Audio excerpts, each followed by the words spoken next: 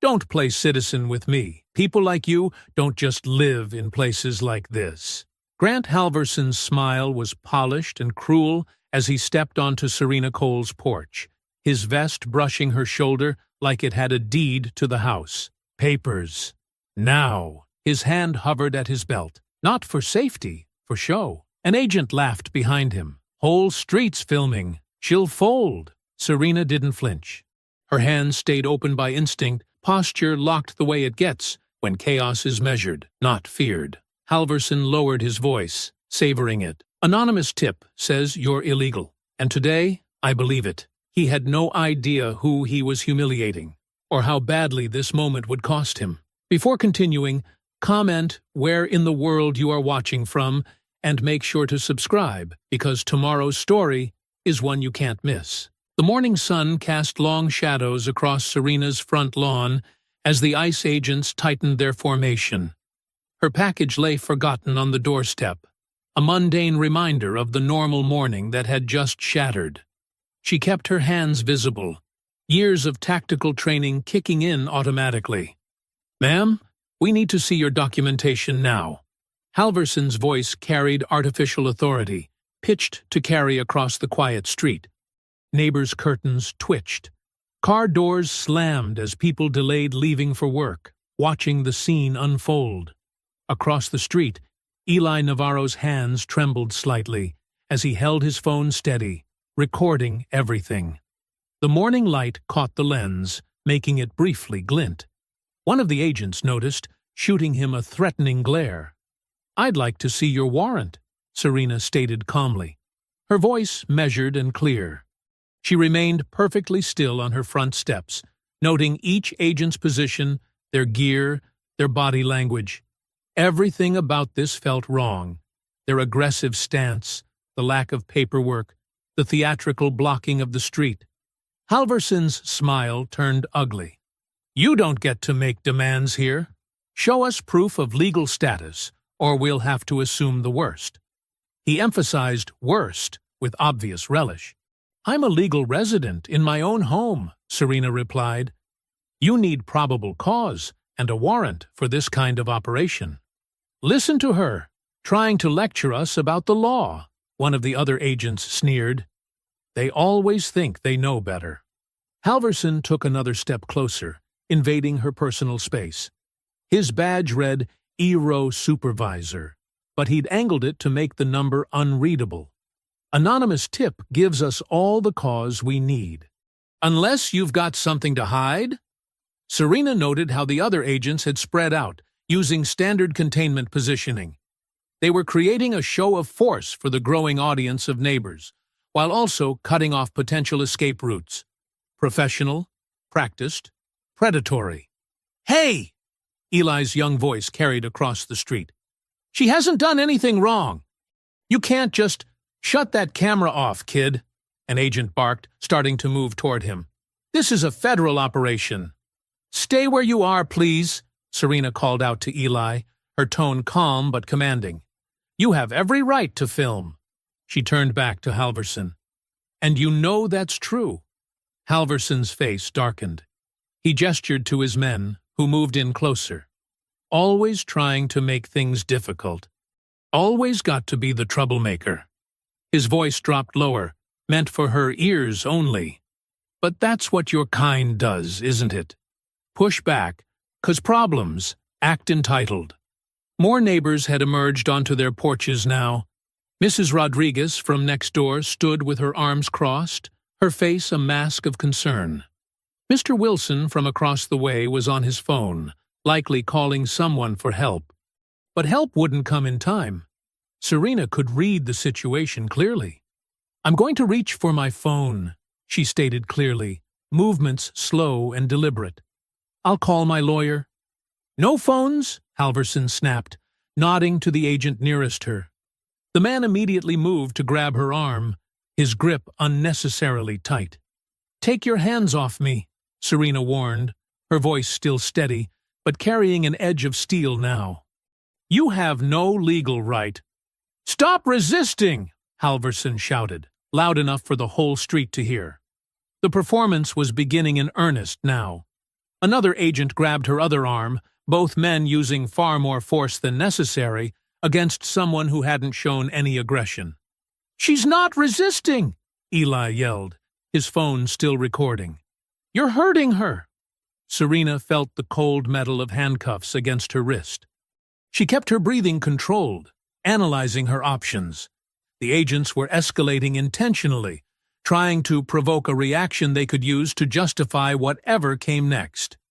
Their grips were amateur, trained for intimidation rather than proper restraint technique. "Last chance," Halverson leaned in close, his breath hot against her ear. "Show us papers right now, or this gets much worse for you." The metal of the cuffs bit deeper. Neighbors were shouting now. Eli had moved closer, still filming despite the agent's threats. The morning sun caught the badge on Halverson's chest, and Serena caught his full name and number at last. She committed it to memory, along with every other detail of this moment. The entire scene had taken less than 5 minutes, but Serena could see exactly how it would play out. These men weren't here to verify anything. They had already decided who she was and what would happen next. The operation had been designed to humiliate, to demonstrate power, to remind everyone watching that they could be next. The peaceful morning shattered as an agent yanked Serena's arm, the force unnecessary and deliberately painful. She stumbled against her front door, the wooden frame shuddering from the impact. The sound drew more neighbors from their homes, faces appearing on porches up and down the street. "Stop resisting!" the agent holding her shouted, though Serena hadn't moved. His grip tightened until her fingers began to tingle. "I'm not resisting," Serena stated clearly, keeping her voice steady despite the growing pressure on her joints. She maintained her practiced stillness, developed through years of high-stakes situations far more dangerous than this. Another agent slammed his palm against her shoulder, driving her harder into the doorframe. The impact rattled her teeth, but she didn't flinch. Mrs. Rodriguez gasped from her porch next door, clutching her morning coffee mug like a shield. "What's happening? Why are you hurting her?" Eli's voice cracked with teenage outrage as he recorded everything on his phone. The morning light caught his lens perfectly, documenting each abuse in crystal-clear detail. "Ma'am, you need to comply immediately," one agent sneered, his badge conveniently turned away from view. "Though you people always act confused when the law catches up, don't you?" Serena kept her hands open and visible, her breathing controlled. She'd been trained to endure far worse than this. Each insult, each unnecessary shove, each moment of escalation, she catalogued it all with professional precision. "I have the right to know why I'm being detained," she said calmly, even as they twisted her arm further behind her back. "Rights?" An agent laughed, the sound ugly and sharp in the morning air. "You've got no rights until you prove you deserve them." More neighbors emerged now. "Mr. Wilson stood on his lawn in his bathrobe, phone pressed to his ear.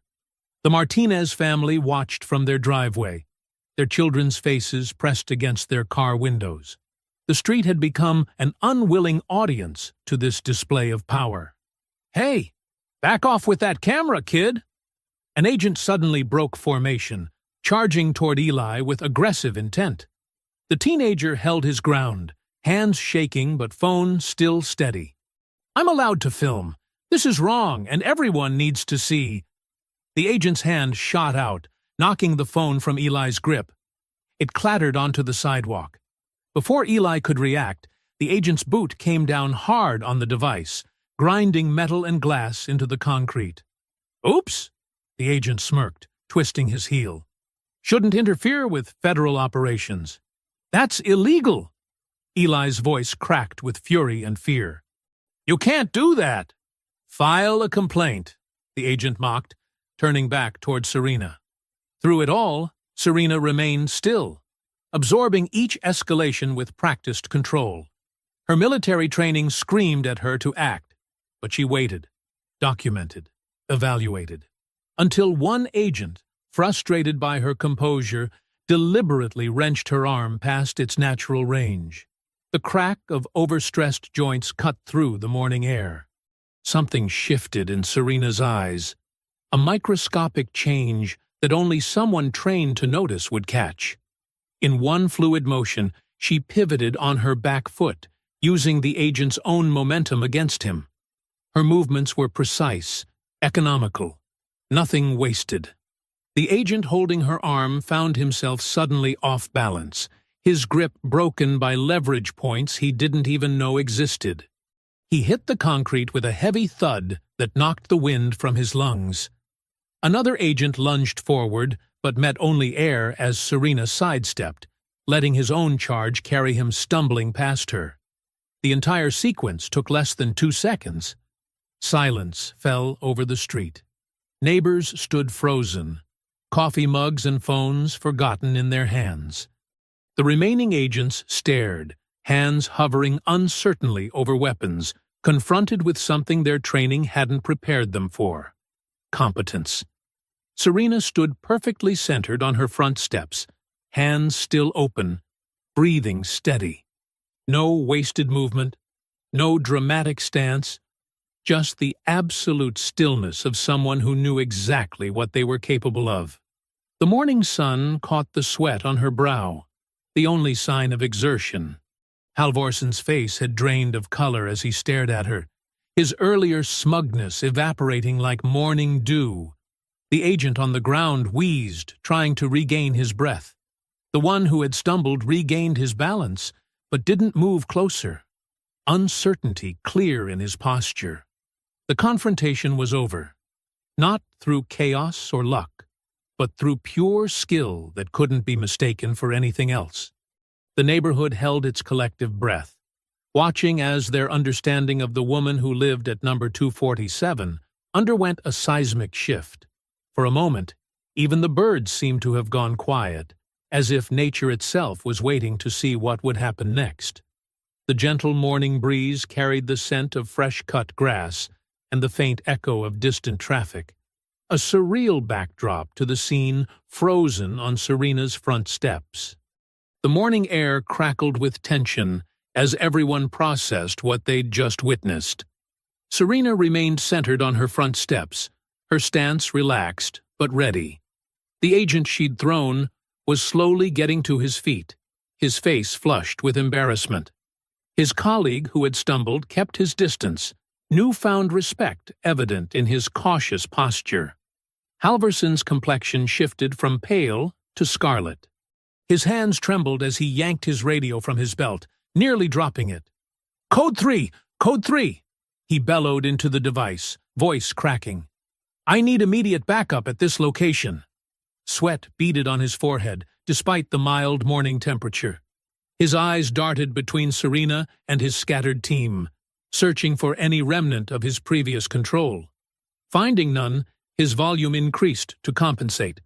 "Who the hell do you think you are?" he demanded, jabbing a finger toward Serena. Spittle flew from his lips as he continued, "You just assaulted federal agents. You're going away for a long time." Mrs. Rodriguez had moved closer to her fence line, phone still recording. Mr. Wilson had joined her, his bathrobe fluttering in the morning breeze. Other neighbors emerged from their homes, drawn by Halvorsen's shouting. The street had become an amphitheater, with Serena's front steps as center stage. Serena's response came without theatrics, her voice carrying clearly across the tense silence. "Delta Force, active command." The words landed like stones in still water, ripples of impact spreading through the gathered crowd. One of the younger agents straightened suddenly, recognition dawning on his face. Another cursed under his breath, taking an unconscious step backward. "Holy shit!" someone whispered from the growing crowd. Radios crackled to life up and down the street as agents began urgent, whispered conversations with their superiors. The agent who had destroyed Eli's phone now looked like he wanted to crawl under the nearest rock. A woman walking her dog stopped at the edge of the scene, phone already raised. "Did she say Delta Force?" she asked loudly. The question bounced from person to person, growing in volume with each repetition. The Delta Force? Special Forces? Oh my God! Halverson's authority evaporated like morning mist. His previous swagger deflated as he realized he'd managed to assault one of the military's most elite operators. On camera, no less. His hands opened and closed reflexively as he processed this new reality. The teenage neighbor, Eli, had borrowed his mother's phone and was still recording. "What's Delta Force?" he asked, his voice carrying in the quiet. "Special Operations," Mr. Wilson answered, his voice filled with awe. The retired Army veteran straightened his bathrobe with newfound purpose. "The best of the best. They don't even officially exist." More whispers rippled through the crowd. Someone had pulled up a search on their phone, reading quietly about counterterrorism and classified missions. The neighbors who had watched Serena jog past their homes for months now saw her in an entirely new light. The morning sun continued its climb, casting long shadows across Serena's yard. A newspaper delivery car crept past, the driver slowing to stare at the scene. The sound of distant sirens grew closer, Halverson's backup responding to his call. Serena hadn't moved, hadn't raised her voice, hadn't made any attempt to capitalize on the revelation. She stood like someone who had nothing to prove, her calm presence more commanding than any shouted order. Several of the original agents began looking at their watches, suddenly remembering other appointments. One murmured something about paperwork and started edging toward his vehicle. The temporary holding pattern was clear. Nobody wanted to be the next one to put hands on a Delta Force commander. Halverson's face twisted as he watched his authority dissolve. His career flashed before his eyes. The comfortable office, the power to make others squirm, the satisfaction of being untouchable. All of it threatened by this woman who refused to behave like a victim. A bead of sweat rolled down his temple as he realized he had two choices: back down and lose face in front of his team, or double down and pray his superiors would back his play. His ego made the decision before his brain could catch up. "You think that matters here?" he snarled, though his voice lacked its earlier confidence. "You think a fancy title puts you above the law?" The gathering crowd muttered in disapproval. Someone booed. Halverson's head snapped toward the sound, his face darkening further. "I don't care if you're Delta Force, Navy SEALs, or the Queen of England," he continued, voice rising to drown out the crowd's reaction. His authority was crumbling, and he knew only one way to respond: more force, more volume, more dominance. "You resisted, federal officers. You attacked my men." The backup sirens grew louder, multiple vehicles by the sound of it. Halverson drew himself up, clinging to his last shreds of control. His next words came out as a desperate snarl, loud enough to echo off the houses. "Take her anyway!" The agents moved with artificial confidence, forming a tight circle around Serena. Their earlier hesitation had transformed into desperate compliance as Halverson barked orders. Two agents drew their tasers, hands trembling slightly as they aimed at her chest. "For officer safety," Halverson announced loudly, his voice carrying across the lawn. "Subject has demonstrated hostile intent and combat capabilities." Serena remained still, her military training screaming against every survival instinct. She knew escalation would only feed their narrative. Her eyes locked onto Halverson's face, memorizing every detail. The sweat on his upper lip, the tension in his jaw, the way his left eye twitched. "Last warning," one agent called out, his taser wavering. "On the ground now!" The neighborhood watched in horrified silence. Mrs. Rodriguez clutched her phone tighter, tears streaming down her face as she continued recording. Mr. Wilson had taken 2 steps forward before his wife grabbed his arm, holding him back.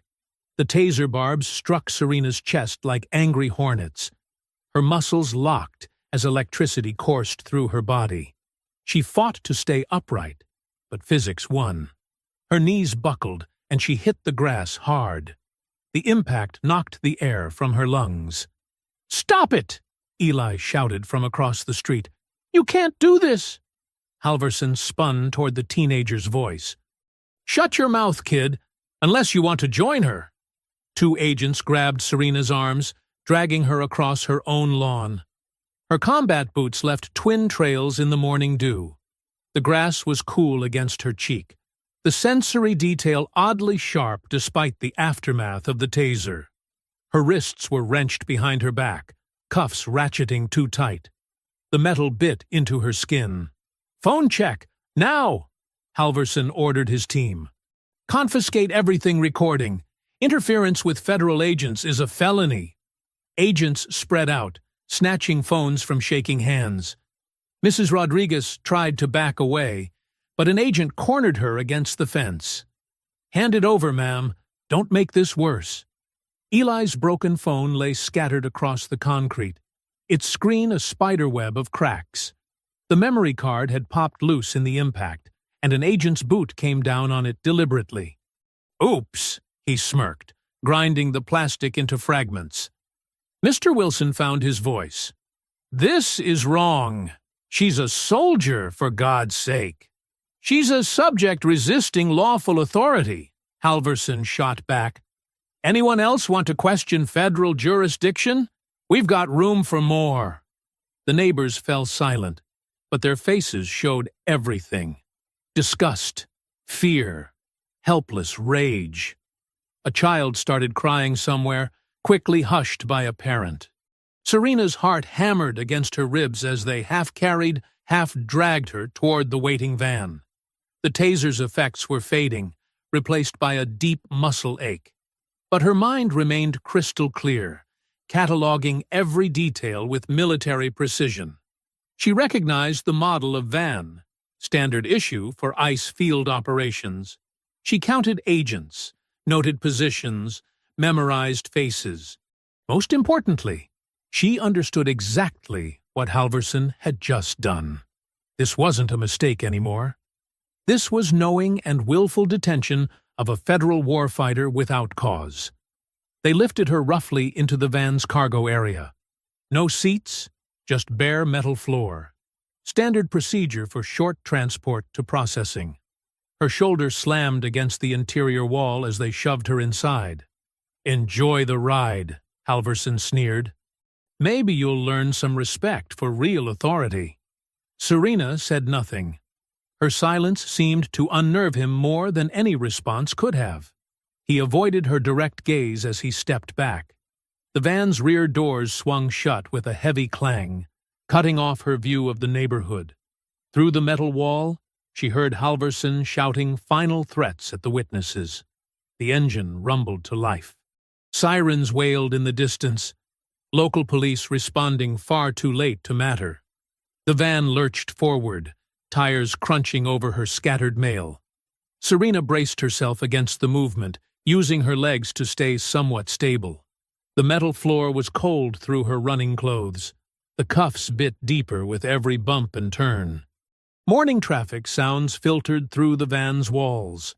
Car horns, acceleration, normal life continuing while hers had just been upended. The sirens faded behind them, growing fainter until they merged with the city's background noise. Serena focused on her breathing, using techniques honed through years of operations. In through the nose, out through the mouth, slow and steady. She ran combat calculations in her head, assessing resources and vulnerabilities. Her wrists were already going numb from the too tight cuffs, but that was a problem for later. The van hit a pothole, bouncing her against the wall again. She could smell stale sweat and fear in the cargo area. Evidence of previous occupants who had made this same journey under similar circumstances. But unlike those others, Serena understood exactly what Halverson had set in motion. This wasn't just a bad day anymore. This wasn't even simple abuse of power. This was a federal officer knowingly detaining a member of an elite military unit without cause. This was multiple agents participating in or witnessing the same crime. This was destruction of evidence, intimidation of witnesses, excessive force, and half a dozen other violations that would end careers once exposed. Halverson hadn't just made a mistake. He'd started a war he didn't understand with an opponent he had gravely underestimated. But that realization would come later. For now, the van carried her deeper into the city, away from her home, into a system designed to make people disappear. Late morning sunlight filtered through narrow windows high in the processing center's holding room, casting harsh shadows across institutional green walls. Serena sat perfectly still on the metal bench, her wrists raw from hours in the same tight cuffs. The room smelled of industrial cleaner and stale sweat. Through the thin walls, she could hear the constant buzz of fluorescent lights and fragments of conversation from the processing area. Phones rang unanswered. Printers churned out paperwork. Someone laughed too loudly at a joke she couldn't make out. An agent appeared at the reinforced glass window, tapping his pen against a clipboard. "Cole?" he called out, deliberately mispronouncing her name. "Says here you're claiming military status?" "Not claiming. I am active Delta Force Command." Serena kept her voice steady, professional. "My ID number is—" Yeah. He waved his hand dismissively. "Everyone's got a story. Stand up. Face the wall." 2 guards entered, their boots squeaking on the linoleum. They patted her down again, the 3rd time since arrival, before escorting her to a processing desk. The fluorescent lights buzzed louder out here, reflecting off white walls and metal surfaces. "Name?" The intake officer didn't look up from his computer. "Commander Serena Cole. My military ID." "Sorry, system's showing Sarah Cole's." He shrugged. "Probably what was entered at pickup. Can't change it now." "That's incorrect. I need to make a phone call." "Phones are down for maintenance." He stamped several forms without reading them. "Next station." They moved her through a series of checkpoints, each one stripping away another layer of identity. Her running clothes were exchanged for an orange jumpsuit. Her shoelaces were confiscated. Her requests for legal representation were met with blank stares or vague promises to pass it along. In the medical screening room, a tired-looking nurse barely glanced at the abrasions on Serena's wrists from the too tight cuffs. "Minor irritation," she noted. "Nothing requiring treatment." "I need to contact my commanding officer," Serena tried again. "This is a serious—" "Above my pay grade," the nurse cut her off. "I just do intake screening." Outside the facility's walls, Serena couldn't know that fragments of Eli's video were already spreading across social media. Clips showing ICE agents attacking a black woman on her own porch, the taser deployment, the phone destruction. All of it uploaded and taken down repeatedly as accounts were flagged and suspended. Local news stations teased the story in brief segments, but offered no follow-up, no investigation, no demands for accountability. By early afternoon, an ICE spokesperson appeared at a hastily arranged press conference. He stood at a podium, hands clasped professionally, voice calm and rehearsed. "This morning's enforcement action was conducted lawfully and appropriately," he stated. "While we cannot comment on specific cases, all procedures were followed according to established protocol. Any claims to the contrary are being investigated internally." Back inside, Serena sat in yet another holding room, watching shadows creep across the floor as the day wore on. Her requests for a phone call were met with different excuses each time. The public defender's office was notified, but never reached. Her military ID number was entered incorrectly 3 times before being dismissed as unverifiable. She recognized the pattern. This wasn't chaos or incompetence. It was design. Every mistake created another layer of bureaucratic distance between her and accountability. Every system error bought them more time. Every policy requirement pushed her deeper into a maze built to exhaust resistance. The afternoon crawled by in 15-minute increments marked by guard shifts and overhead announcements. Serena maintained her composure, her military training providing a framework for endurance. She logged each interaction, each denial, each procedural requirement in her memory. The system expected anger, expected protests. She gave them neither. Around 5 o'clock, movement in the hallway signaled a shift change. New guards appeared, checking clipboards and comparing notes. Through the window, Serena could see the parking lot shadows lengthening as evening approached. "Transport time," a guard announced, entering with restraints. "Stand up. Face the wall." They secured her in a chain between two other detainees. The group shuffled through a series of security doors, emerging into the cooling evening air. A white bus waited in the loading area, its windows tinted dark, its destination undisclosed. The other detainees spoke quietly in Spanish and Creole, their voices tight with fear. Serena noted the bus company's name, a private contractor she'd never heard of. The driver didn't wear a uniform, just a company polo shirt with no visible ID. They were loaded efficiently, secured to the seats with additional restraints. No paperwork was visible. No destination was announced. The bus's engine rumbled to life as the sun dipped toward the horizon, casting long shadows across the empty parking lot. Through the tinted window, Serena watched the processing center recede. The facility's lights flickered on automatically as dusk approached, illuminating the American flag that hung limp and still in the evening air. Traffic moved normally on the nearby streets, drivers unaware or unconcerned about the bus and its cargo of disappeared people.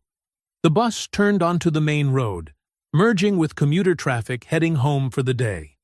No one looked twice at the unmarked vehicle. No one questioned its purpose or destination. The system had worked exactly as designed, processing resistance into silence, turning outrage into paperwork, making inconvenient people vanish into bureaucratic shadows. The bus rolled to a stop in front of Redstone Transitional Detention Facility as night settled over the desert. Floodlights cast harsh shadows across razor wire and concrete walls. The facility sprawled low against the landscape, utilitarian and institutional, its windows narrow and reinforced. Guards efficiently unloaded detainees, their movements practiced and impersonal. Inside, the intake area hummed with fluorescent lights and machinery. The air felt thick with disinfectant and processed air. Della Price stood at the intake desk, her tailored blazer and pearls incongruous against the institutional backdrop. She smiled with corporate precision, clipboard in hand, as though welcoming guests to a hotel. "Good evening," she said, voice pleasant but empty. "I'm Administrator Price. Welcome to Redstone." She checked her papers. "Ah, yes, our special guest, the commander." Two female guards led Serena to a processing room. "Strip search," one announced flatly. "Standard procedure." Serena complied silently, enduring the invasive search with military discipline. The guards' latex gloves snapped loudly in the small space. Their movements were mechanical, designed to emphasize powerlessness. "Arms up, Commander," one guard smirked, drawing out the title. "We wouldn't want to miss anything important." After the search, they issued her facility clothing. Thin cotton in dull orange, several sizes too large. The pants dragged under her heels. The shirt hung loose, making her look diminished. "Medical screening," Price announced, appearing in the doorway. She gestured to a small exam room where a tired-looking nurse waited. "Any conditions we should know about?" the nurse asked without looking up from her form. "The cuff injuries need treatment," Serena stated calmly. "And the taser burns." "Minor irritation," the nurse interrupted, checking boxes rapidly. "Nothing urgent. Drink water." Price smiled apologetically. "We provide excellent medical care here, but we have to prioritize serious conditions. I'm sure you understand." They led her through security doors to the housing unit. The space was packed tight, bunks crowded together, belongings crammed into small lockers. The air felt stale and heavy with too many bodies breathing the same recycled oxygen. Women lay on bunks or sat in small groups, speaking softly in multiple languages. Their faces showed bone-deep exhaustion. Some watched Serena with dull curiosity. Others kept their eyes down, trained by experience to avoid attention. "Your assigned bunk," a guard indicated, pointing to an upper mattress. "Count is at 600. Medical requests go through proper channels. No exceptions." "Yes, Commander," another guard added with exaggerated deference. "Wouldn't want to upset the chain of command." Serena climbed onto the thin mattress, noting how it sagged in the middle. From this vantage point, she had a clear view of the unit's layout. 2 guard stations, 4 cameras with obvious blind spots, emergency exits that stayed locked. She logged the details automatically, her training turning observation into tactical assessment. The guard's patrol pattern was obvious: clockwise rotation, 15-minute intervals, 3 blind spots between loops. Staff changes happened at predictable times. Camera coverage failed to reach several corners. The facility's security relied more on bureaucracy than actual vigilance. A woman in the next bunk coughed deeply, the sound wet and concerning. No one responded. No staff checked. The message was clear. Illness was expected. Help was not. "Medical line is tomorrow," someone whispered in Spanish. "But they never have enough time to see everyone." Serena watched Price conduct an evening walkthrough, heels clicking precisely on concrete. She stopped to speak with guards, her corporate smile never wavering. This was a business transaction to her. Human cargo managed for profit margins. A young woman sobbed quietly in the corner, fresh from intake. The sound carried in the enclosed space. Other detainees offered quiet comfort in various languages, a solidarity born of shared powerlessness. "First night's the hardest," an older woman said softly. "But you learn to sleep through anything here." The overhead lights flickered, a warning. Women hurried to finish bathroom routines and last-minute preparations. Some knelt quickly beside bunks, prayers whispered urgently before darkness. Without warning, the lights shut off completely. The darkness felt absolute for several seconds, before eyes adjusted to faint light from the guard station. The unit filled with nighttime sounds, coughing, crying, murmured prayers in a dozen languages. Someone shifted on a creaking mattress. Another stifled a sob. Serena lay still, fully awake, cataloging each sound and movement. The guard's flashlight beams swept past on schedule. Keys jingled at the station. A door opened and closed somewhere in the facility. The ventilation system hummed steadily, recycling the same tired air. More coughing echoed in the darkness.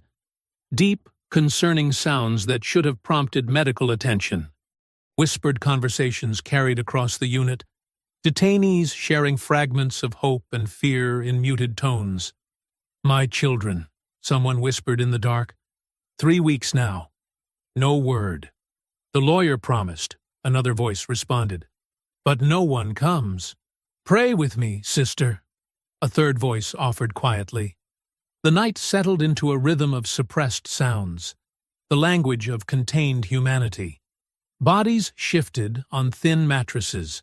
Someone hummed softly, a lullaby perhaps. The guard's boots marked time with mechanical precision. Serena remained motionless, but her mind worked steadily, mapping the facility's patterns. Every sound, every movement, every procedure revealed something useful. The system's power relied on isolation and hopelessness. But patterns meant predictability. Predictability created opportunity. A woman began to pray softly in Arabic, her words a whispered lifeline in the darkness. Others joined in their own languages, Spanish, Creole, Mandarin, a multilingual chorus of faith and desperation.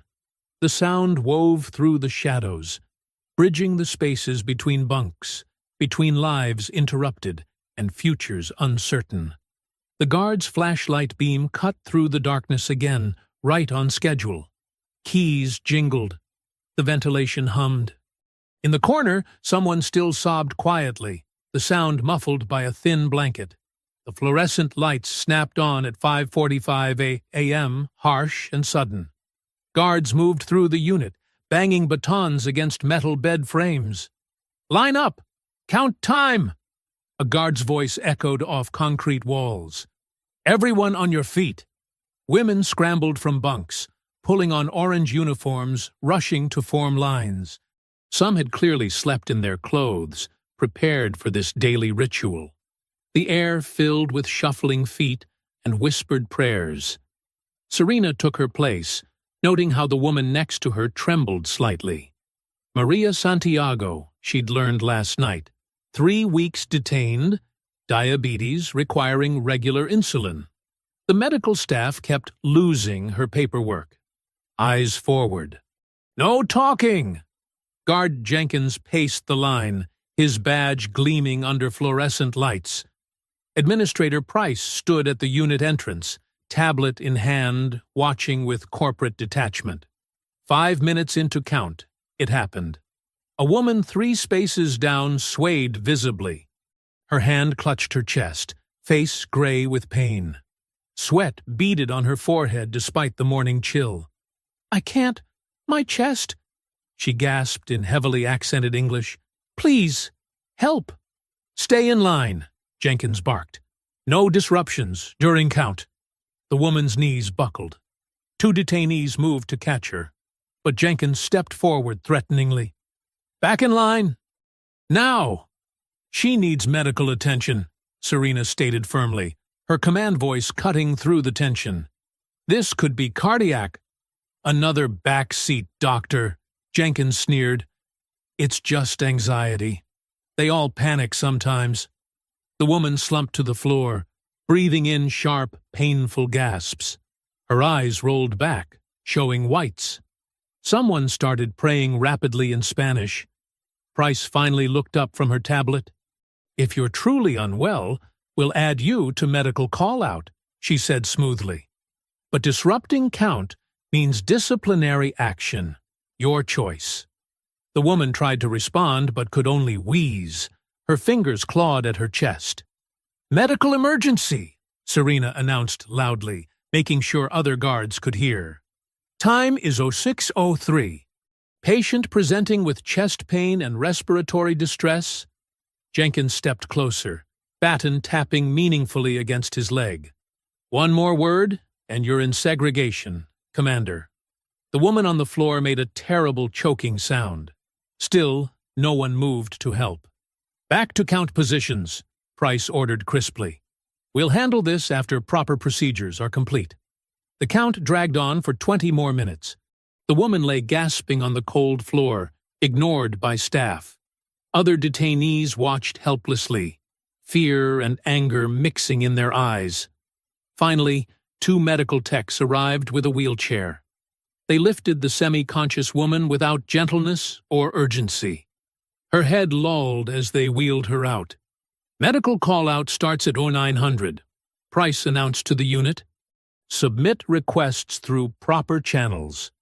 She clicked away on her heels, tablet tucked under her arm. Serena immediately walked to the guard station and requested a medical form. The guard handed it over with obvious reluctance. She filled it out carefully, documenting everything she'd observed: time of onset, symptoms, staff response, delay in treatment. Her military training showed in the precise clinical details. "This needs immediate processing," she stated, holding out the completed form. The guard dropped it in an overflowing tray marked "Pending Review" without even glancing at it.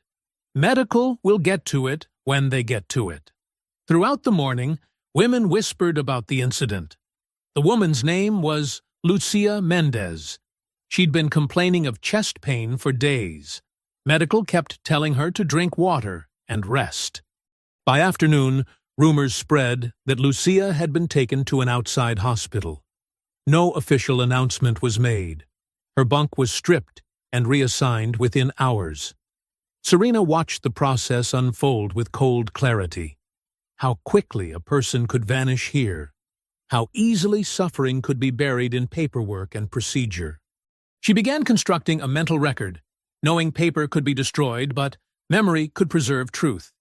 0603. Initial collapse during count 0623. Medical techs arrive 0645. Patient removed from Unit 1100. Bunk stripped 1400. New detainee assigned to space. She memorized faces, names, badge numbers. Jenkins, who denied help. Price, who prioritized procedure over life. The medical techs who arrived too late, with too little concern. Each detail carefully stored away. Other women noticed her watching. A few approached quietly throughout the day, sharing their own stories of medical neglect in whispers. My sister waited 2 weeks for insulin. They ignore pregnancy complications. My friend's infection spread because they wouldn't treat it. Serena listened, memorizing each account. The pattern was clear. Neglect wasn't an accident here. It was policy. That evening, she heard Jenkins and another guard, Rodriguez, talking outside the unit door. Their voices carried through the window. Heard the chest pain case coded in the ambulance, Rodriguez said. Jenkins laughed. Yeah, another one who couldn't hack it. They never learn. Making a scene just makes it worse. At least the paperwork's easier when they go off-site, Rodriguez replied. Administrator Price likes a clean chart. They moved away, still chuckling.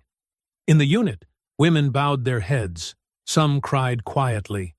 Others stared ahead with empty eyes, perhaps wondering who would be next. Serena lay on her bunk, memorizing every word she'd heard, every laugh, every casual dismissal of human life. The system relied on forgetting, on erasing its victims from memory as easily as names from papers. But she would remember. Every detail, every face, every moment that proved this wasn't justice or security. It was calculated cruelty masked by bureaucracy. Above her, the fluorescent lights flickered, ready for another night of manufactured darkness. Another night of controlled despair. Another night of waiting to see who might not survive until morning. The recreation yard at Redstone was a concrete rectangle surrounded by chain link and razor wire. Women walked in slow circles or sat on metal benches, shoulders hunched against the evening chill. Guards watched from elevated positions, their shadows stretching long across the yard. Serena paced the perimeter, counting steps, noting camera positions. 23 paces north to south, 18 east to west. 3 blind spots where fencing created shadows. 2 guards per shift, rotating positions every 30 minutes. Ma'am? A quiet voice interrupted her observations. Guard Tom Keller stood nearby, maintaining careful distance. His uniform was perfectly pressed, badge polished to a shine. Could I speak with you a moment? Serena studied him, mid-30s, clean-cut, nervous energy beneath his professional demeanor. She'd noticed him watching her during meals, his expression troubled. Of course, Officer Keller, she replied evenly. He glanced around before stepping closer. What happened to you? It isn't right, he whispered. Some of us know that. Serena remained silent, face neutral. Let him talk. Look, I can help, Keller continued. There's a proper grievance process.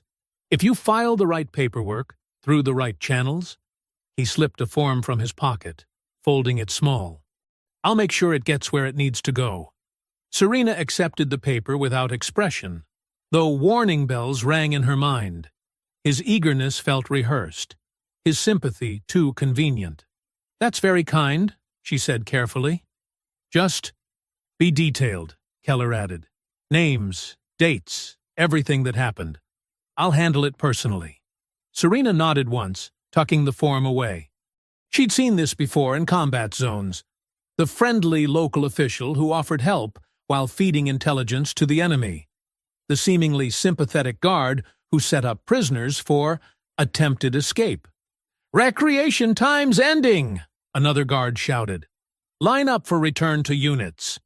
Keller stepped back, resuming his professional distance. "Good luck, ma'am," he said, loud enough to be heard. Back in her bunk, Serena examined the form under harsh fluorescent light. Standard grievance paperwork, but something about the routing numbers seemed wrong. She'd memorized facility procedures during intake. This didn't match. Still, she began filling it out, choosing words with military precision. No emotions, just facts. Times, locations, badge numbers, a record that couldn't be twisted. Women around her prepared for lights out, changing clothes, washing faces, whispering prayers. The unit smelled of industrial cleaner and unwashed bodies. Someone 2 bunks over coughed wetly. Another ignored medical request. Serena had just finished writing when heavy boots approached. 3 guards entered the unit, equipment jingling. "Cole!" the lead guard barked. "On your feet! Hands where we can see them!" Women scrambled away as the guards surrounded her bunk. Through the unit windows, she glimpsed Keller watching, face carefully blank.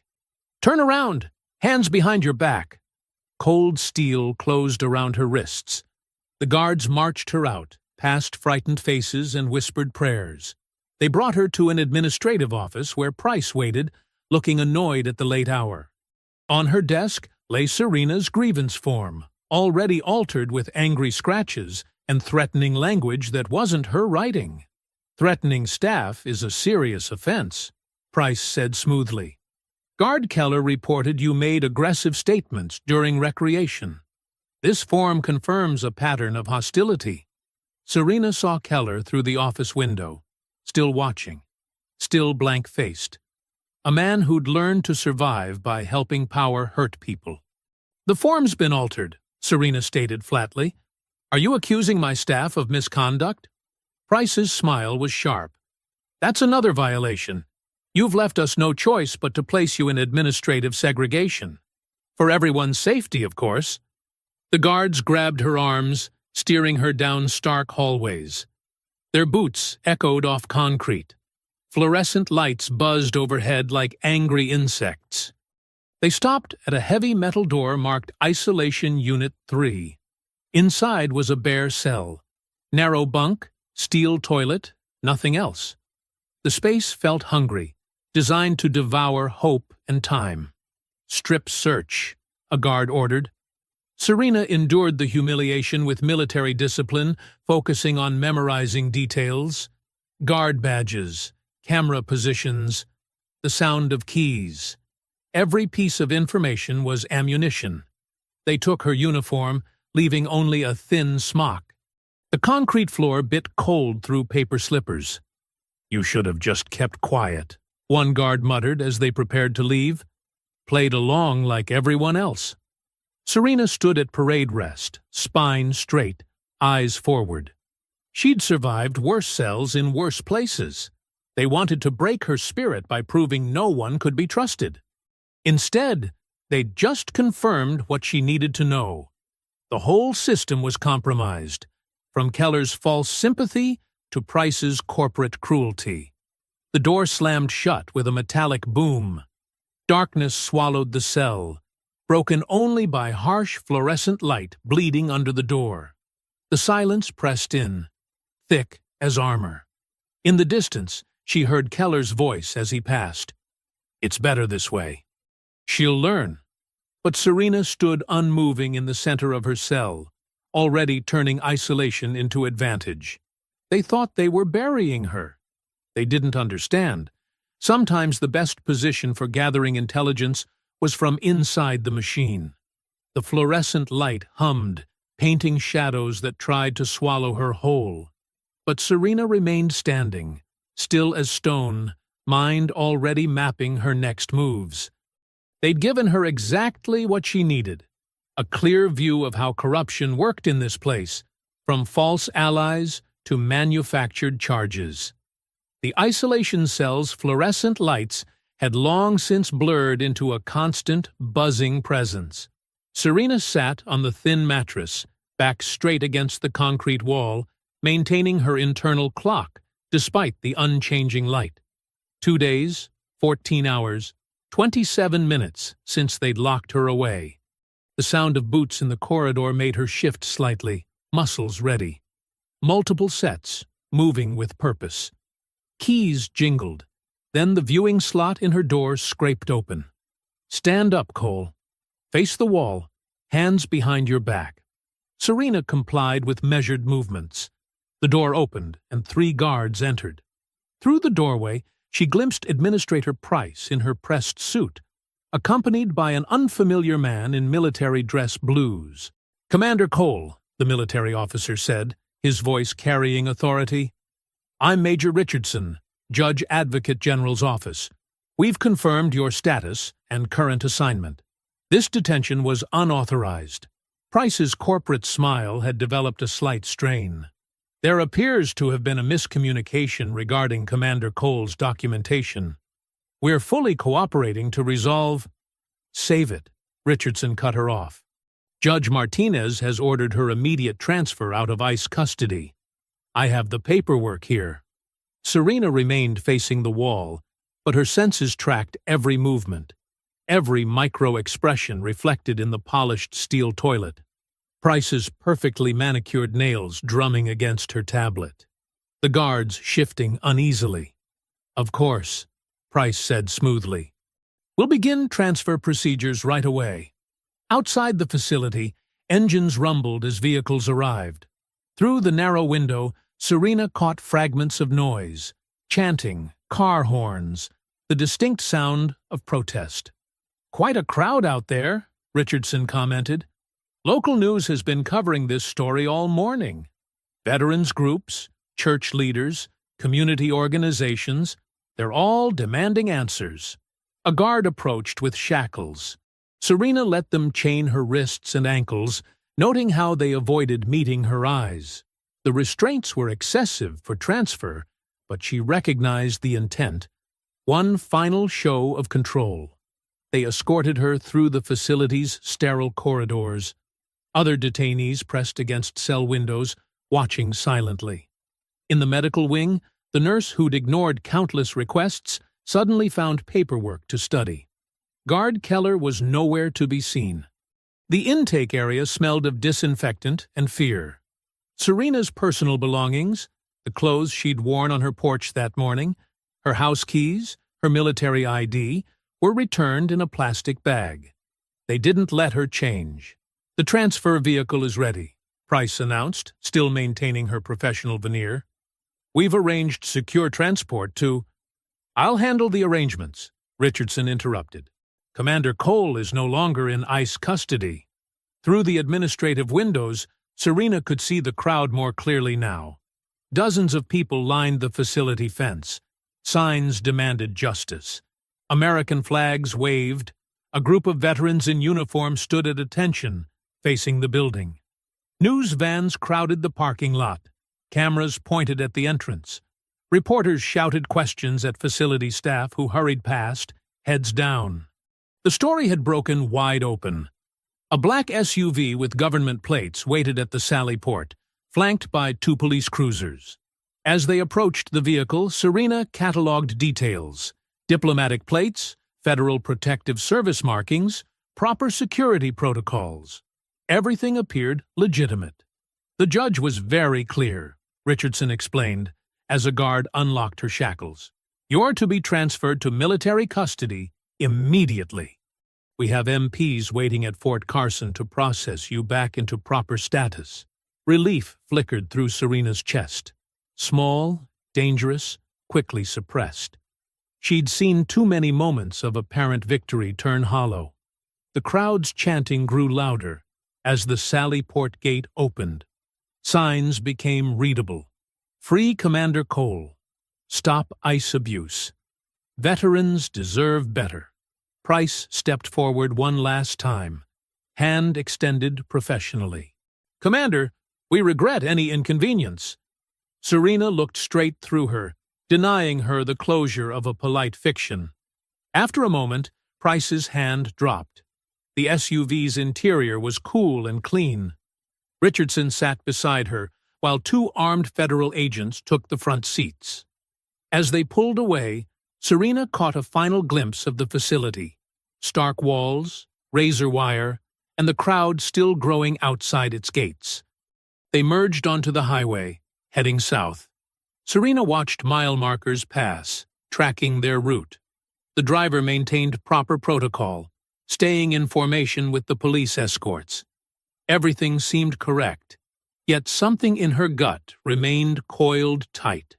Richardson reviewed paperwork, occasionally speaking into a phone. The federal agents maintained professional silence. Through the tinted windows, Serena noted they'd passed 3 exits that would have led to Fort Carson. Then the SUV's turn signal clicked on. They were leaving the highway, taking an unmarked exit that curved away from the city.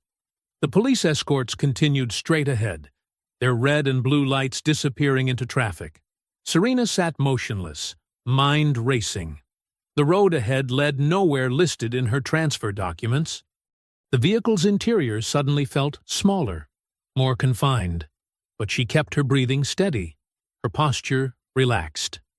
She'd learned long ago that the most dangerous moments required the greatest control. The SUV continued down the empty road as afternoon shadows lengthened across the pavement. No other cars followed. No landmarks offered reference. They were heading somewhere deliberately unlisted, and Serena could only wait to learn why. The SUV pulled into a loading bay lit by harsh floodlights. The building looked more like a warehouse than a detention center.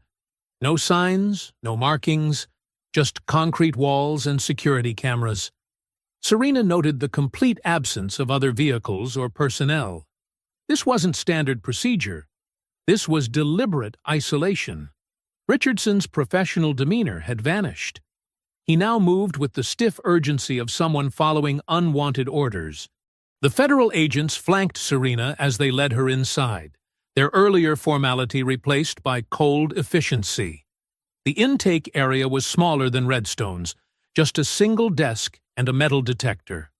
A bored-looking clerk barely glanced up from his computer as they entered.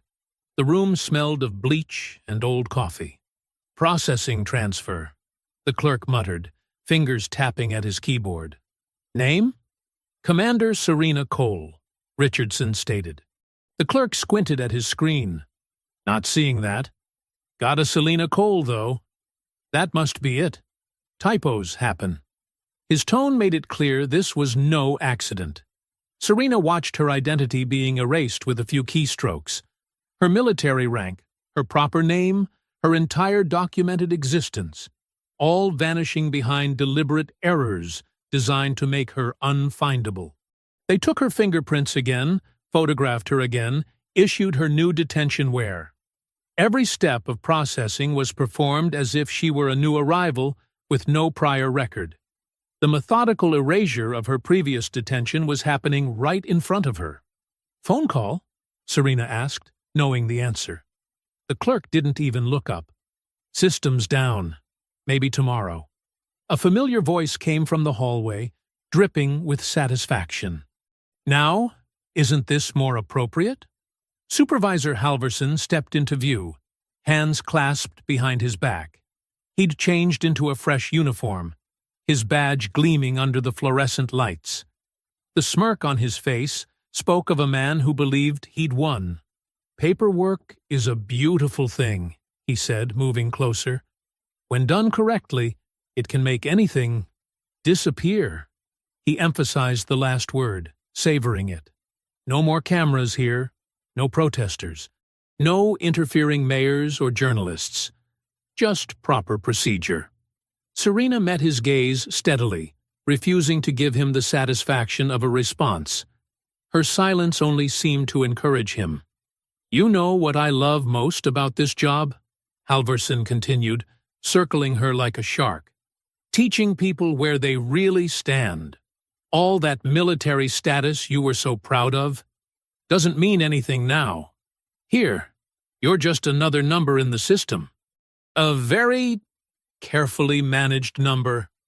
Through the small window in the intake area, Serena could see a TV mounted in the guard break room. The local news was playing silently. Mayor Lyle Berrigan stood at a podium, his face a mask of practiced concern as he addressed reporters. Even without audio, Serena could read his body language, the careful gestures, the diplomatic non-answers. His lips formed familiar phrases, conducting a review, urging patience, respecting federal jurisdiction.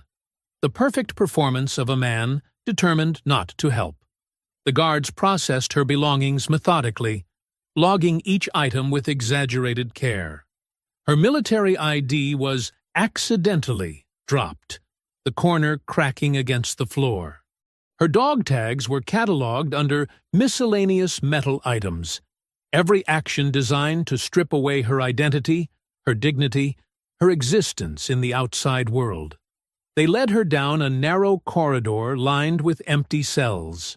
The facility was eerily quiet compared to Redstone. No voices, no movement, just the buzz of fluorescent lights and the echo of their footsteps. This wasn't a normal detention center. This was a place designed for people meant to be forgotten. The cell they assigned her was bare, except for a thin mattress and a stainless steel toilet sink combination. The door closed with a heavy clang that seemed to seal her off from the world entirely. Through her tiny window, Serena could see just a slice of the night sky. Somewhere out there, people were protesting, demanding answers, waving signs with her name. But they were looking in the wrong place, fighting the wrong battle. The system had simply absorbed their pressure and redirected it, like a martial artist turning an opponent's force against them.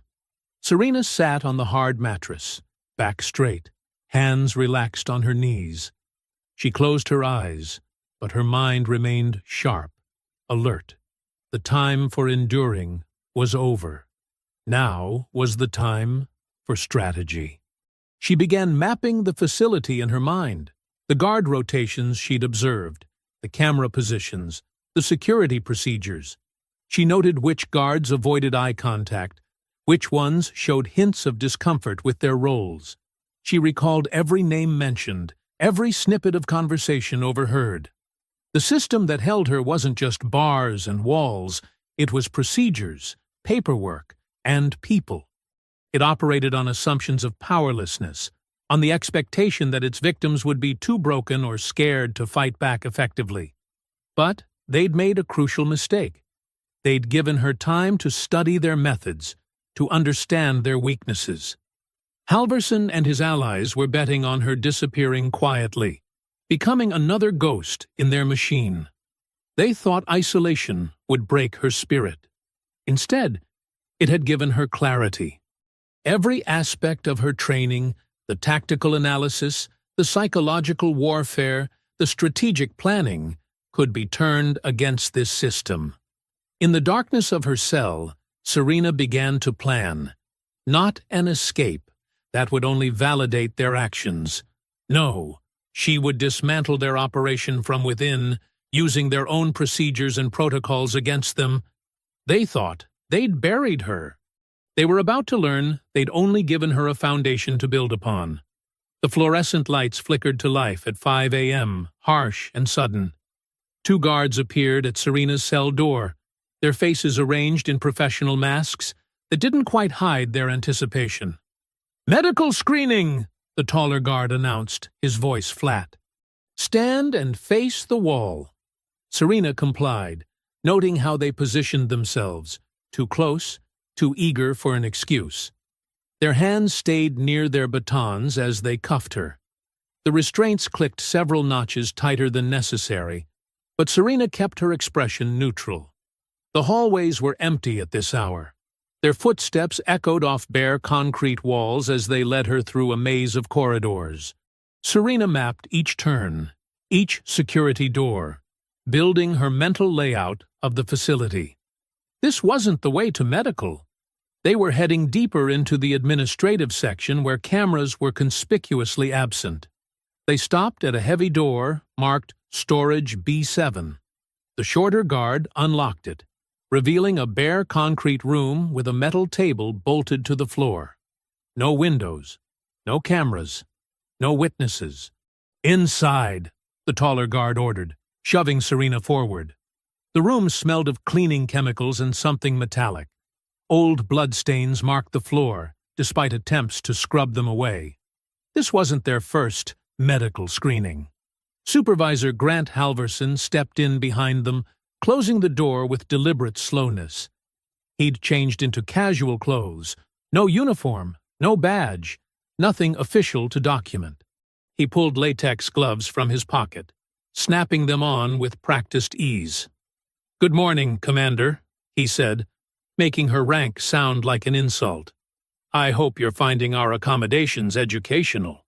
Serena remained silent, watching him circle the room. His movements were relaxed, almost playful. A predator, confident in his territory. "You know what I find fascinating?" Halverson continued, leaning against the table. "How quickly important things become meaningless.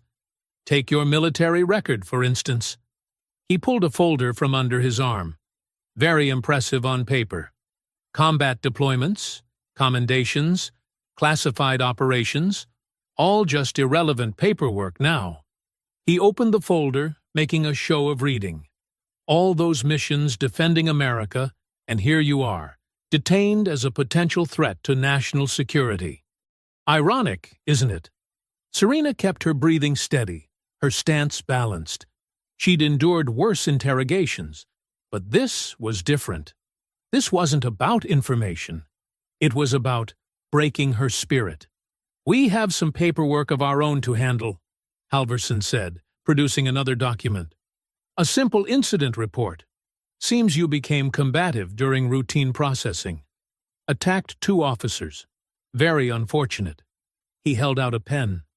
"Sign it, and maybe we can discuss improving your conditions." Serena looked at the report, then back at Halverson.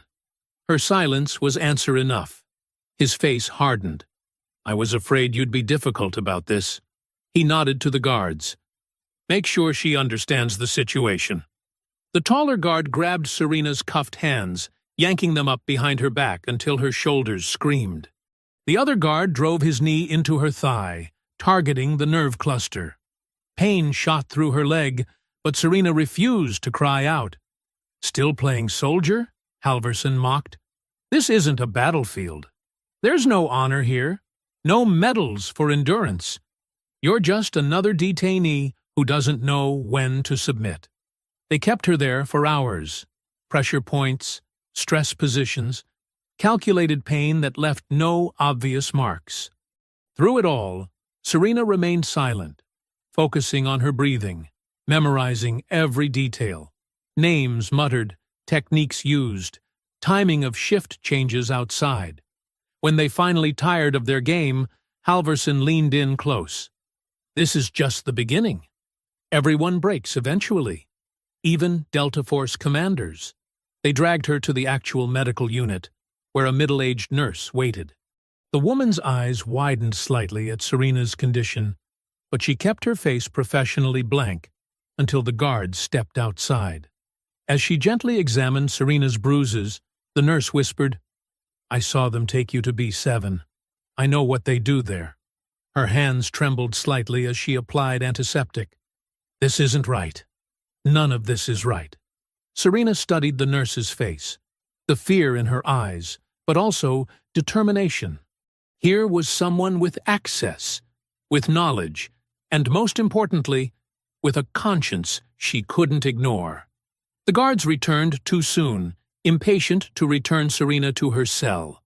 As they led her away, she caught the nurse's gaze one last time. The woman quickly looked down at her charts, but not before Serena recognized the mix of terror and resolve in her expression. Back in her cell, Serena carefully stretched her injured muscles, processing everything she'd learned. Halverson had meant to break her will. Instead, he'd revealed the facility's pressure points, the gaps in surveillance, the shift patterns, and most crucially, the staff members whose humanity hadn't been completely corrupted by the system. Her body ached, but her mind remained sharp. Each burst of pain was a reminder, a data point to be used. They thought they were teaching her helplessness. In reality, they were showing her exactly how their machine worked, and where it could be dismantled. The afternoon sun cast long shadows through the narrow windows of the detention center as Angela Moreno pushed her medication cart down the sterile hallway. Her hands shook slightly as she checked each cell number, her nurse's badge feeling heavier than usual against her chest. The regular guards had grown used to her presence, barely glancing up from their phones as she made her rounds. To them, she was just another cog in the machine, distributing pills and checking vitals with mechanical precision. They didn't notice how her clipboard held more than just medication charts, or how her eyes lingered on certain inmates longer than others. As she approached Serena's cell, Angela's heart hammered against her ribs. She'd watched them bring Serena back from medical screening that morning, saw how she moved with careful precision despite obvious pain.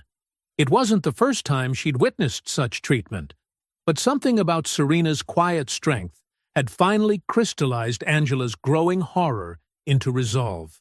"Evening medications," Angela announced, her voice steady despite her nerves. She slipped a paper cup with 2 pills through the cell door's meal slot, along with a tiny folded scrap of paper hidden beneath. Serena accepted the cup without expression, but her fingers brushed Angela's deliberately as she took it. The message passed between them in seconds, invisible to the cameras above. 3 hours later, during the chaos of shift change, Angela found herself in the perfect position. New guards were arriving, day shift was leaving, and the cameras in Section C had been malfunctioning since lunch, a regular occurrence that maintenance never seemed to fix. "I need to check her stitches," Angela told the departing guard, gesturing at Serena's cell. It was a lie. Serena had no stitches, but the guard merely shrugged, too eager to leave to question it. Inside the cell, Angela's professional demeanor cracked. "I can't do this anymore," she whispered, hands trembling as she pretended to examine Serena's arm. "Last week, a man died of diabetic shock because they wouldn't let me give him insulin. They said his paperwork wasn't in order." Serena sat perfectly still, her voice barely audible. "How long have you been documenting?" 6 months, Angela replied. "I started taking pictures of the logs after the second preventable death. They make us change the cause of death. Backdate requests for care that never happened. I have proof. Everything's on my personal phone, locked in my locker. Digital evidence is vulnerable," Serena cautioned. "They can claim manipulation or delete files remotely. You need paper copies, stored off-site." Angela nodded. "I started printing key documents last month. Death certificates that don't match our internal records. Care requests that disappeared. Orders to deny treatment that came directly from administration." Outside the cell, voices echoed as new guards settled in. Angela's hands moved automatically through the motions of a medical check while Serena spoke. "Listen carefully," Serena instructed. "Don't trust facility email or phones. No digital trails. When you leave tonight, take only original documents or certified copies. Nothing that could be called a theft of records. Focus on official papers that show contradictions, signatures that don't match, dates that can't be right." "There's a reporter," Angela said. "She's been covering the protests outside City Hall. The veterans and church groups have been there for days, demanding action." Through the tiny window, they could hear those protests even now, a distant chorus of voices carried on the evening wind. The crowd had grown larger each day, led by veterans who recognized Serena's name and elderly church members who brought lawn chairs and refused to leave. "Mayor Berrigan's trying to ignore them," Angela continued, "but they're not letting him. This morning, Reverend Matthews led his entire congregation to City Hall. They're reading the names of everyone who's died in detention over and over." Serena's expression remained neutral, but her eyes sharpened with interest. "The mayor's vulnerable to public pressure. He won't act on principle, but he will act to save his career. It's working, Angela confirmed. An hour ago, he ordered the police chief to cooperate with the state investigation. The chief tried to refuse, but Berrigan threatened to replace him. For the first time, I saw real fear on the administrator's face when she heard. As if to emphasize the point, a new sound cut through the evening air. Sirens, but not the usual patrol cars. These were different, more urgent, drawing closer to the facility. That's state police, Serena observed quietly. And probably investigators. They'll want to secure records before anything can be destroyed. Angela straightened up, adjusting her uniform. I have to finish my rounds. But tonight, when my shift ends... She left the sentence unfinished, but her meaning was clear. Be careful, Serena warned. They'll be watching everyone more closely now. Don't change your routine. Don't act nervous. Just do your job until you walk out that door. Angela nodded, gathering her medical supplies with practiced efficiency. As she turned to leave, she paused. I should have done this sooner. All those people? You're doing it now, Serena cut her off. That's what matters. The cell door clanged shut behind Angela as she pushed her cart toward the next row of cells. Through the window, the sirens grew louder, more insistent. Change was coming. Not in tweets or viral videos, but in official letterhead and court orders. The machine was about to meet something it couldn't ignore. The morning sun had barely cleared the horizon when a fleet of unmarked vehicles swept into the detention facility's parking lot. State police cruisers flanked them, lights flashing. Investigators in windbreakers emblazoned with State Attorney General poured out, carrying boxes and equipment. Grant Halverson stood in the facility's main entrance, his usual swagger deflating as an investigator thrust a thick stack of papers into his hands. Federal warrant, the woman announced. Step aside. This is a federal facility, Halverson blustered, his face reddening. You have no jurisdiction here. I'll need to clear this with... Your superiors have been notified. The investigator cut him off. Federal immunity doesn't cover criminal acts outside the scope of duties. Unlawful detention, assault, evidence tampering, those aren't policy. They're felonies. Teams of investigators moved through the building with methodical precision. They seized computers, copied hard drives, and collected surveillance footage. In the security office, technicians recovered data from confiscated phones, including fragments from Eli Navarro's damaged device. The morning shift guards watched helplessly as their stations were documented and sealed. Several tried calling supervisors, only to find their phones had been temporarily blocked, standard procedure during a raid. Angela Moreno arrived for her shift just as investigators reached the medical wing. She walked straight to the lead investigator, hands steady now, and produced a thick manila envelope. Everything's here, she said quietly. Death certificates, falsified treatment logs, denial of care orders. I've been documenting it for months. The investigator opened the envelope, comparing Angela's records to data they'd already pulled from the facility's servers. Times match perfectly, she muttered. Discrepancies in official causes of death. Multiple instances of backdated paperwork. She looked up at Angela. We'll need your formal statement. A commotion erupted near the main entrance as Della Price arrived, designer heels clicking against the floor tiles. This is completely unnecessary, she announced to no one in particular. We're in full compliance with our contract requirements. Your contract doesn't authorize criminal negligence, an investigator replied, not looking up from his tablet. Or conspiracy to violate civil rights. Price's corporate Polish cracked. We follow all required procedures. Like falsifying death certificates? The investigator finally looked up. Or ordering staff to deny medical care.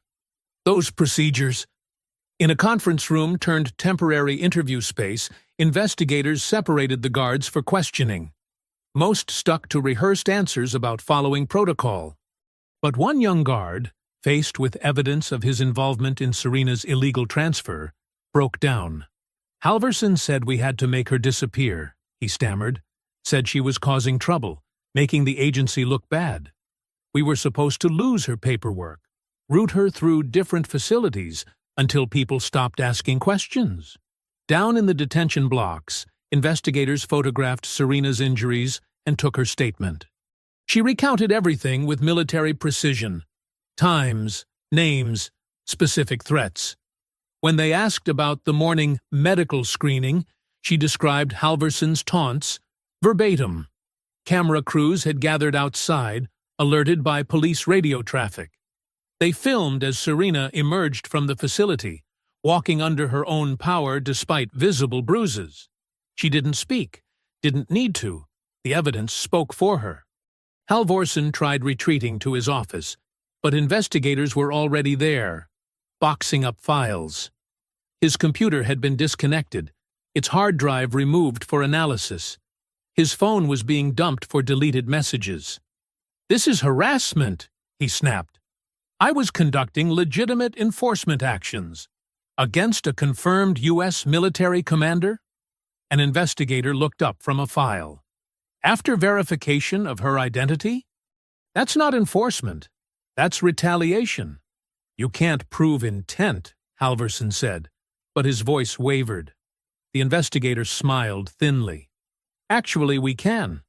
Your emails about teaching her a lesson, the orders to transfer her off books, the threats to guards about keeping quiet." She closed the file. "Want to see the rest?" In the hallway where he'd once cornered Serena, where he'd smiled while ordering guards to hurt her, Halverson found himself surrounded by state police. An investigator read him his rights as cameras recorded through the windows.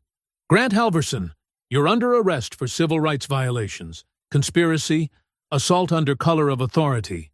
The handcuffs clicked shut around his wrists. Unlike Serena's detention, this arrest was by the book, fully documented, and completely legal. Halverson's face twisted as he recognized the irony. He was being treated with all the procedural care he'd denied others. Guards and staff watched silently as he was led out. No one moved to help him. No one spoke in his defense. The machine he'd used to crush others had finally jammed on truth. Undeniable, documented truth that no amount of bureaucratic maneuvering could erase. Angela stood in the medical wing doorway, watching investigators box up years of falsified records. For the first time in months, her hands were completely steady. Down the hall, other staff members were already talking to investigators, offering their own stories now that the dam had broken. Outside, the morning sun climbed higher as more official vehicles arrived. The facility's parking lot filled with forensics teams, document specialists, and civil rights attorneys. The system that had run on darkness was being exposed to light, and would never be the same. The courthouse steps teemed with people under the hot afternoon sun. News vans lined the street, their satellite dishes reaching skyward like metal trees. Veterans stood shoulder to shoulder with church groups, retirees, and families. The crowd had started gathering before dawn, drawn by rumors of major announcements. State Attorney General Marion Walsh approached the podium, flanked by federal prosecutors and civil rights attorneys. Camera shutters clicked rapidly as she adjusted the microphone. Behind her, Serena Cole stood quietly in her formal military uniform, ribbons and medals catching the sunlight. Following a comprehensive investigation, Walsh began, her voice carrying across the hushed crowd, "We are announcing multiple felony charges against former ICE supervisor Grant Halverson and several other officials involved in the unlawful detention and assault of Commander Serena Cole." She held up a thick document. The indictments detail a pattern of deliberate civil rights violations, including assault under color of authority, unlawful detention, obstruction of justice, and evidence tampering. These weren't mistakes or misunderstandings.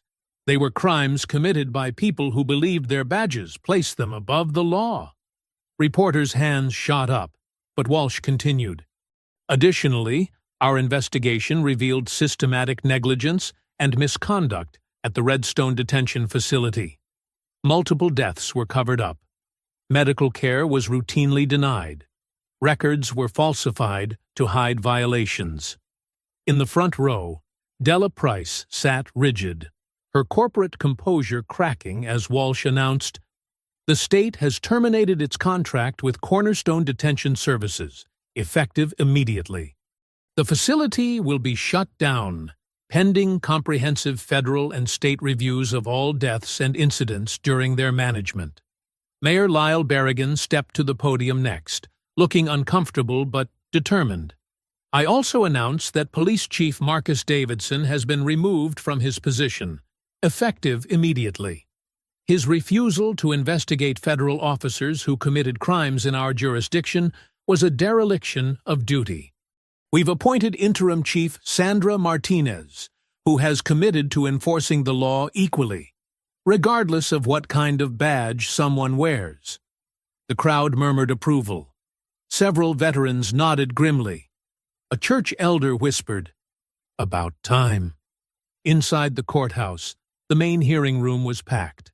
Halverson sat at the defense table, his usual swagger replaced by nervous fidgeting.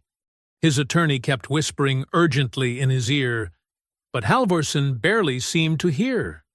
Judge Rebecca Morton studied the charging documents carefully before looking up. "The evidence presented here is deeply troubling.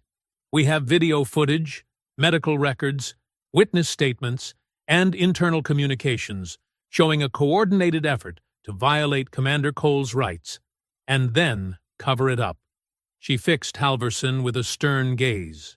"Would you like to address these charges?" Halverson's attorney stood. "Your Honor, my client was conducting legitimate enforcement operations against a confirmed U.S. military commander," Judge Morton interrupted. "After her identity was verified, please don't insult this court's intelligence." When Serena took the stand, the room fell silent. She spoke clearly and precisely, describing events without embellishment or anger. She detailed the initial assault, the deliberate denial of her rights, the attempts to make her disappear into the system. Her calm recitation made the cruelty even more stark. "They knew who I was," she testified. "They knew I was Delta Force. But Supervisor Halverson said that didn't matter anymore, that my service meant nothing here. Then he ordered agents to tase me and drag me away in front of my neighbors." Angela Moreno testified next, presenting carefully preserved records showing patterns of neglect and cover-ups. Her hands shook slightly as she described watching detainees suffer and die while treatment was denied. "We were told to write natural causes on everything," she said. No matter what really happened, other staff members came forward, describing how Halverson had ordered them to lose paperwork, deny calls, and isolate anyone who complained. One guard broke down describing how they were trained to make problems go away through transfers and isolation. The evidence mounted hour after hour: surveillance footage, email chains, falsified medical records, witness statements. Halvorsen seemed to shrink in his chair as his actions were laid bare under fluorescent lights and sworn testimony. Judge Morton listened intently, taking careful notes. When the last witness finished, she set down her pen and surveyed the courtroom. "The evidence presented here shows not just individual misconduct, but institutional failure on a massive scale.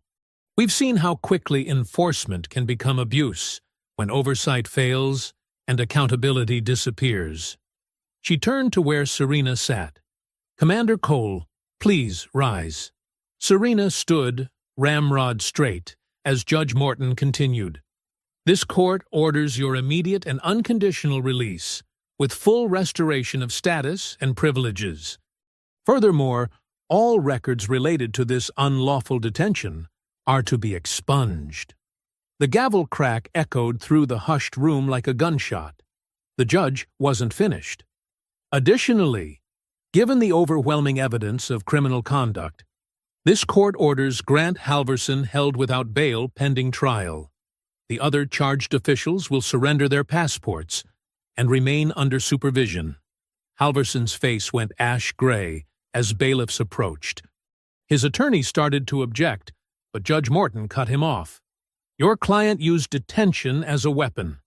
Now he can experience it legally, with all the rights he denied others. Outside, the crowd had grown larger. News helicopters circled overhead, their cameras capturing the scene as Halverson was led out in handcuffs. Several of his former agents were already being processed in the courthouse basement. State investigators continued carrying boxes of evidence from their vehicles: computers, phones, hard drives, and files that documented years of abuse. Each piece would be catalogued, each incident investigated, each victim's story finally heard. The wheels of justice, so long stalled, had begun to turn. Morning sunlight crept across Serena Cole's front lawn, painting long shadows across the same steps where everything had started. The dew sparkled on grass that had been trampled weeks ago by aggressive boots and struggling bodies. Now, that memory felt distant as neighbors began gathering quietly in the cool morning air. Eli Navarro stood with his parents near the maple tree where he'd filmed that first violent encounter. His new phone stayed in his pocket. This wasn't a moment for recording. Other faces appeared gradually. Mrs. Henderson from 2 doors down, walking slowly with her cane, the Rodriguez family from across the street, Pastor Williams with several church elders, and a dozen veterans in pressed uniforms who had helped keep the pressure on City Hall. They assembled without fanfare or announcement. No police barriers, no news vans, no protesters with signs. Just community members standing together in the gentle morning light, their presence making a different kind of statement. Mayor Berrigan arrived looking humbled, his usual political polish replaced by genuine solemnity. The new interim police chief, Sandra Martinez, stood beside him in her crisp uniform, her face set with quiet determination. They carried a folder of official documents and a framed commendation. Serena emerged from her front door wearing her Delta Force dress uniform, medals gleaming in the early light. She moved with the same controlled grace she'd shown that first morning, but now there was peace in her stance, rather than tension. The crowd parted respectfully as she descended the steps. "Commander Cole," Mayor Berrigan began, his voice carrying clearly in the morning stillness, "we gather here not just to honor your service, but to acknowledge our failure and commit to real change." He gestured to Chief Martinez, who stepped forward with the documents. "This morning, we're announcing the formation of the Community Justice Oversight Coalition," Martinez stated. "It will be permanently funded and legally empowered to monitor law enforcement activities, investigate complaints, and ensure accountability at every level." She handed Serena the papers. "Your experience exposed systematic failures that can never be repeated. This coalition ensures that won't happen." A sustained murmur of approval rippled through the gathered neighbors. Several veterans nodded firmly, their faces stern with approval. The mayor then lifted the framed commendation. "Commander Cole, for your courage in facing unlawful detention, your discipline in pursuing justice rather than vengeance, and your dedication to ensuring lasting change, we present this official commendation." He paused, adding quietly, "It won't undo what happened, but it stands as public record that truth prevailed." Serena accepted the frame with a precise nod, then turned to address the gathering. Her voice carried clearly, measured, and strong. "Thank you, but this moment isn't about medals or commendations." She gestured to Angela Moreno, who stood nervously at the edge of the crowd. "It's about a nurse who saw wrong and spoke up, risking everything." Angela stepped forward, blushing as Serena continued, "It's about a teenage neighbor who kept filming when others looked away." Eli straightened his shoulders, standing taller as several people patted his back. "It's about veterans who wouldn't let their oath be forgotten," Serena acknowledged the uniformed men and women. "Church leaders who demanded moral courage from elected officials." Pastor Williams dabbed at his eyes. "Families who showed up day after day until justice couldn't be ignored." She held up the coalition documents. "This isn't just paper. It's proof that accountability is possible when community stands together. Not with violence, not with vengeance, but with persistence and truth." Mrs. Henderson thumped her cane emphatically. "Amen to that." Chief Martinez stepped forward again, her badge catching the morning light. "The coalition begins work immediately. We've already selected community representatives, legal advisors, and oversight committees. Every complaint will be investigated, every incident reviewed. No exceptions."